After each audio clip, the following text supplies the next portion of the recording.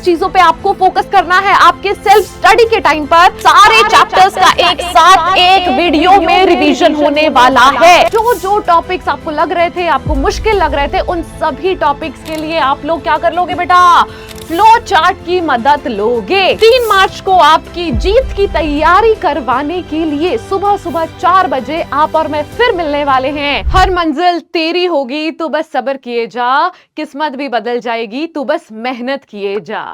तो देखो बेटा, 3 मार्च को अपन लोगों का पेपर है जीव विज्ञान का, बायोलॉजी का, और उसके लिए कल मैंने आपको एक प्लान दिया था, जिस प्लान में मैंने आपको बताया था कि ये 6 दिन हम लोग क्या क्या तैयारी करने वाले हैं, ठीक है। तो उसमें मैंने आपसे एक छोटी सी चीज बोली थी कि मुझे आपका प्रॉमिस चाहिए कि आप भी अपने एंड से, अगर मैं 200% दे रही हूं तो आप भी अपना 100% दोगे। तो उसी के लिए आज ये सेशन रखा है बेटा। वो जो आप 100% देने वाले हो वो किस तरीके से दोगे, क्या क्या चीजों पे आपको फोकस करना है आपके सेल्फ स्टडी के टाइम पर, वो चीजों के बारे में आज हम लोग बात करने वाले हैं। यानी फाइनल टू डू लिस्ट क्या होने वाली है आप लोगों के लिए ये 6 दिन, ठीक है। तो देखो बेटा, जैसे कि हमारी सबसे पहली क्लास आएगी जिसमें हम लोग क्या करेंगे, सारे चैप्टर्स का एक साथ रिवीजन करने वाले हैं। यानी हमारा सबसे पहला कल सुबह का जो सेशन रहेगा उसमें क्या होगा, सारे चैप्टर्स का एक साथ एक वीडियो में रिवीजन होने वाला है। ये मैं आपको अपने एंड से कराऊंगी। लेकिन जैसे ही सेशन खत्म हो जाएगा उसके बाद क्या करोगे आप लोग, क्या करना है, आखिर सेल्फ स्टडी कैसे करनी है। तो उसके बाद आपको अपने एंड पे क्या करना है बेटा, जो टॉपिक्स आप लोगों ने जिन जिन टॉपिक्स का नाम बोला था, मैम इकोलॉजी नहीं बन रही, मैम डीएनए फिंगरप्रिंटिंग नहीं बन रहा, मैम जेनेटिक्स नहीं बन रही, तो जो जो टॉपिक्स आपको लग रहे थे, आपको मुश्किल लग रहे थे, उन सभी टॉपिक्स के लिए आप लोग क्या कर लोगे बेटा, फ्लो चार्ट की मदद लोगे। और क्लास में मैंने जो भी फ्लो चार्ट दिए हैं आप लोगों को, जो भी कॉन्सेप्ट बताए हैं, उनका रिवीजन करोगे। यानी हमारी क्लास सुबह 7 बजे शुरू होकर दोपहर में खत्म हो जाएगी। उसके बाद आपके पास पूरी दोपहर है, पूरी शाम है, पूरी रात है। तो आप क्या करोगे, आप रिवाइज करने वाले हो पूरे कंटेंट को। जो भी हम लोगों ने क्लास के दौरान, पूरे सेशन के दौरान जितने भी हम लोगों ने इसमें पढ़ा है, जो भी पढ़ाई करी है, जो नोट्स आपके पास नहीं है उनके लिए आप फ्लो चार्ट बना सकते हो। जो कॉन्सेप्ट मुश्किल लग रहे हैं उनके लिए आप फ्लो चार्ट बना सकते हो। लेकिन अगर सब कुछ हो चुका है तैयार तो बस बैठ के रिवीजन करना है। फिर उसके बाद अगला बेटा 27 को क्या करेंगे मैम, जब आप रिवीजन हो गया है तो फिर और क्या करेंगे, एक बार टॉपिक पढ़ लिया है, एक बार रिवीजन हो गया है तो क्या करेंगे।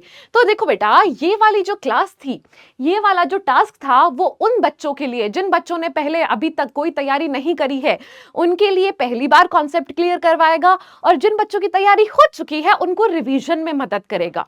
लेकिन जो हमारी दूसरी क्लास होने वाली है, ये वाली, अब बारी है, तैयारी हो गई, कॉन्सेप्ट समझ में आ गया, अब बारी है कॉन्सेप्ट को प्रैक्टिस में लेके आना, यानी क्वेश्चन प्रैक्टिस करना। तो हम लोग एमसीक्यू और शॉर्ट आंसर टाइप क्वेश्चंस की प्रैक्टिस करने वाले हैं।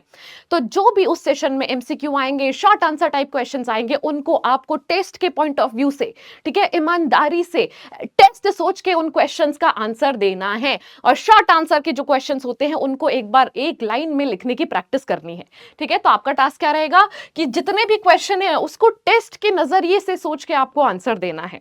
इसके बाद क्या होगा बेटा, लॉन्ग आंसर जब हम प्रैक्टिस करेंगे, जब हम लोग लॉन्ग आंसर प्रैक्टिस करेंगे, जो लॉन्ग क्वेश्चंस मैं आपको कराऊंगी, उन लॉन्ग क्वेश्चन को मैं आपको समझाऊंगी, कोई दिक्कत नहीं है। लेकिन आपको क्या करना है, जैसे ही वो लॉन्ग आंसर वाली क्लास खत्म होती है, आपको अपनी तरफ से खुद बैठ के लॉन्ग आंसर्स को लिखना है।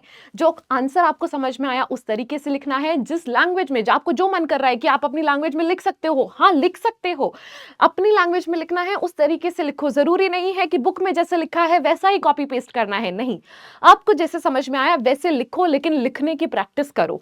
तो आप अपने एंड पे क्या करने वाले हो बेटा, आंसर राइटिंग का प्रैक्टिस करने वाले हो, ठीक है। फिर इसके बाद देखो बेटा, फिर आता है, अब आपने शॉर्ट आंसर प्रैक्टिस कर लिया, लॉन्ग आंसर प्रैक्टिस कर लिया, एमसीक्यू भी कर लिया, अब बारी है फाइनल टच देने की। 3 मार्च को आपका पेपर है, तो 2 मार्च को हम लोग सारी प्रैक्टिस को साइड में रखकर सिर्फ और सिर्फ रिवीजन के ऊपर ध्यान देंगे। यानी हम लोग बात करने वाले हैं किसके बारे में, महा मैराथन में, जिसमें आप कुछ नए नोट्स नहीं बनाएंगे, ठीक है। जो आपके पास नोट्स बन चुके हैं उन नोट्स को फाइनल रिवीजन देंगे, तो और 2 मार्च की तैयारी क्या है बेटा? महा मैराथन की तैयारी है, जिसमें हम लोग फाइनल रिवीजन देंगे, अपना सिलेबस खत्म करेंगे, ठीक है।